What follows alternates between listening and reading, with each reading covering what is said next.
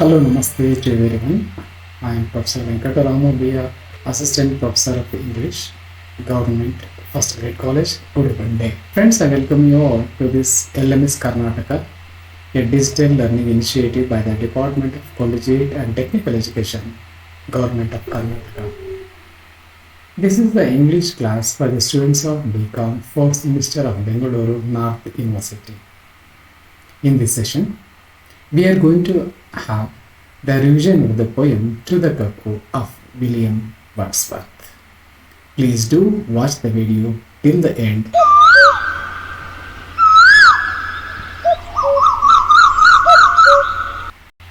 At the outset, let us come to the introduction to the poem To the Cuckoo.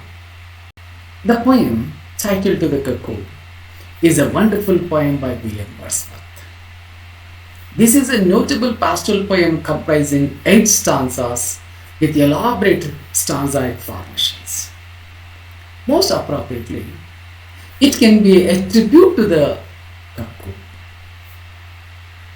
The poem is a faithful record of the poet's state of mind at the time of hearing the bird's song. The poem is a cuckoo song composed for the cuckoo bird to depict a superior connection. In this poem, William Wordsworth respects spring most explicitly.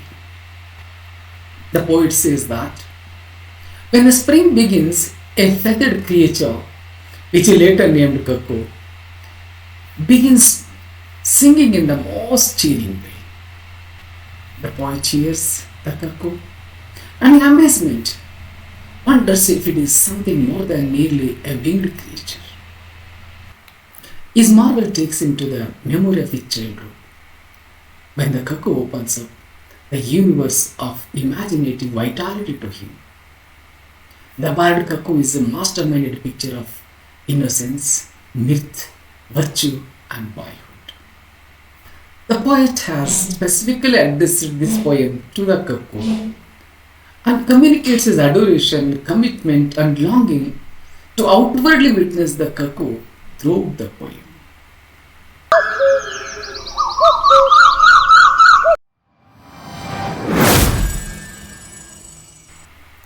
Now let's remember the summary of the poem To the Cuckoo. The poem is an address of welcome to cuckoo, set in a rich green valley surrounded by hills in the spring season. Nostalgia makes him feel warm from hearing the cuckoo song. I hear thee and rejoice. The voice still makes him forget everything and enter the world of imagination. Cuckoo song convey to poet's mind the memory of his childhood days. The bird seemed an invisible thing. The invisible voice seems a mystery. The fine bird had turned into a fine hope, a charming love at the time. The voice is a medium through which he returns to his past and in first delight. Unreal earth is a proper place for the invisible bird to live on. The cuckoo brought so many memories that the poet could think about it for a long time. Thus, the poem celebrates the beauty of nature and an ode to the mysterious nature of the bird.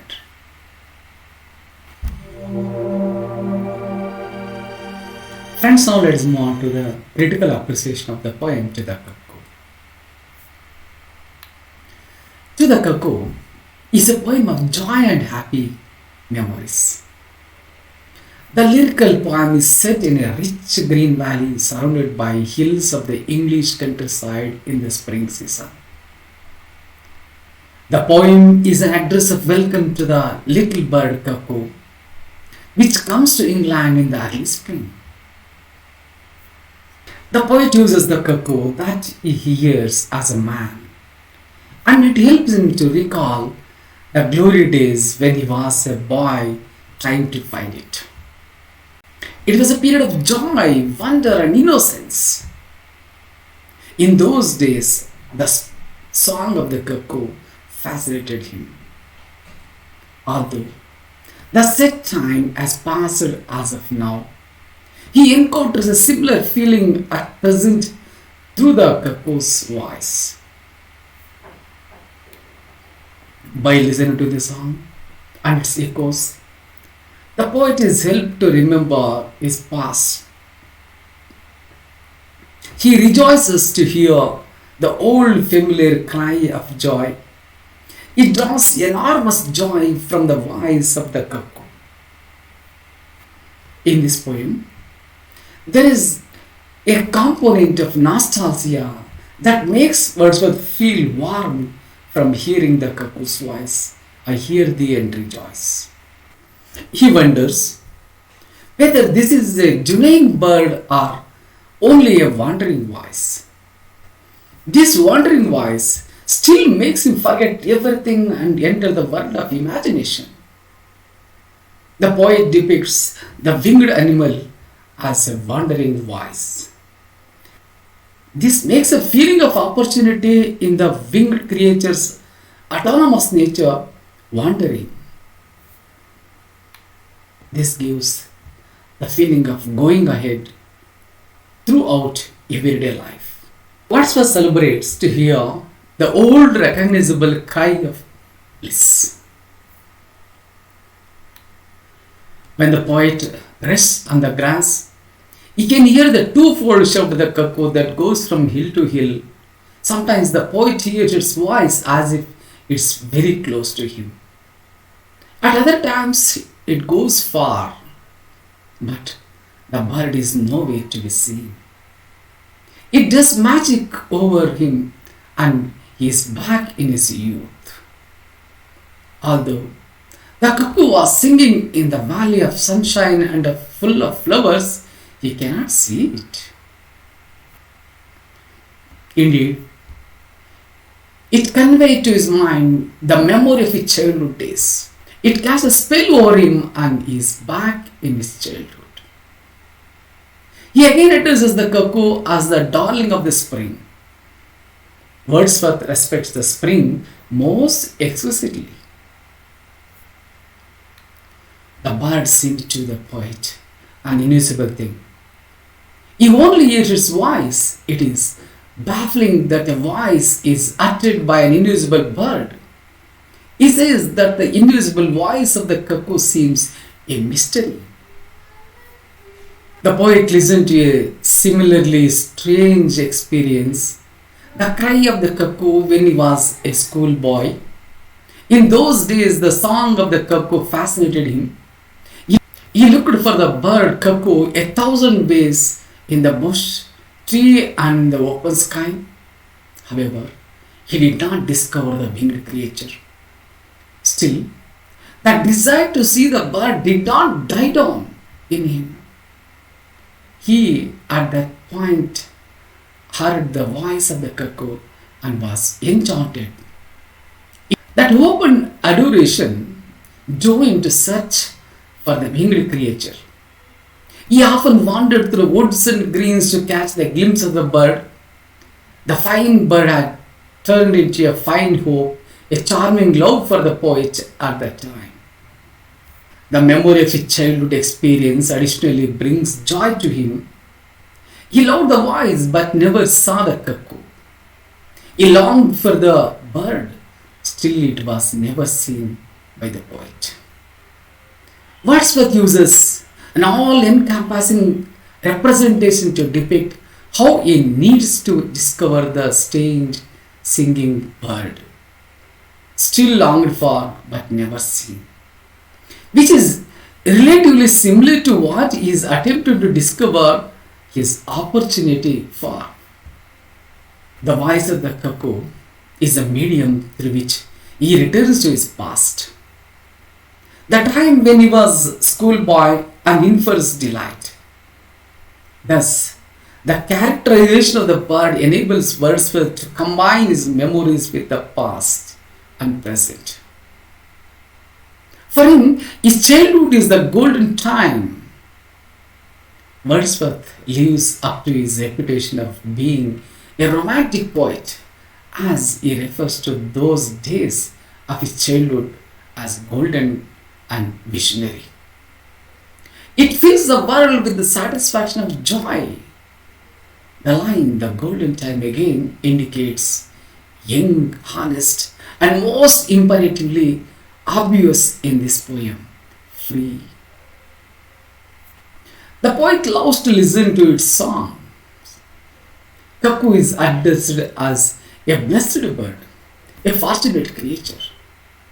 The poet calls the cuckoo a fortunate bird because it is honored with the nature of an angel or a fairy.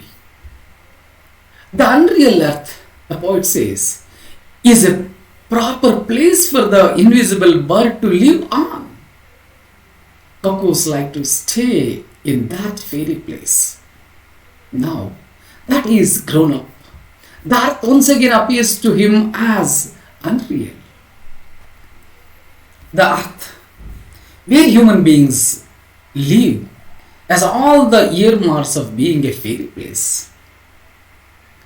The everyday world turned into a fairyland, and he becomes a child once again full of joy and wonder. The end of the poem offers a disclosure promising the unsubstantial fairy place that is the partner of the everyday life on the planet we generally inhabit.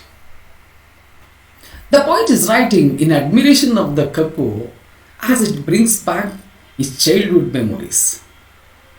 The poet welcomes the bird, and it is projected as a carefree, merry bird who is disconnected from the restraints of materialistic life.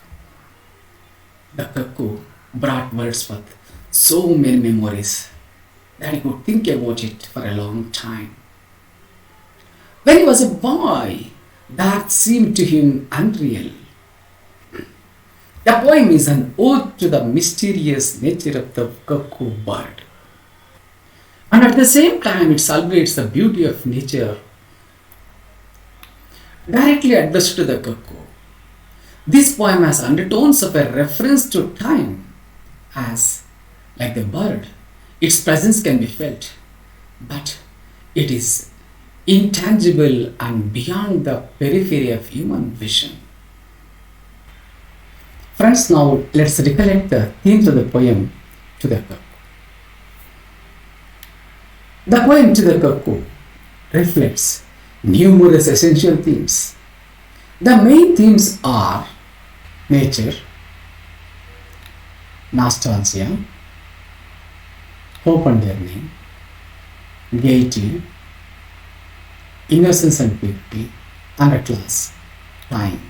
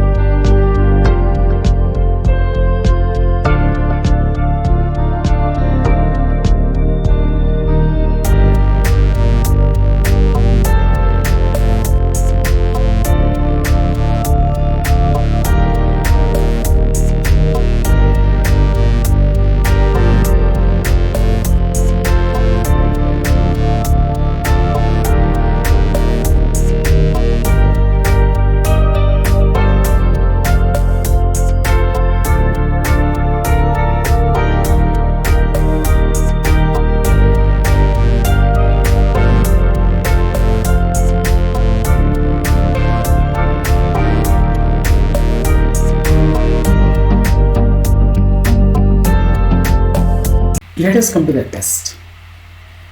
Your college teachers will conduct you the test. Please do attend the test because it's a part of internal assessment. You must take part in it.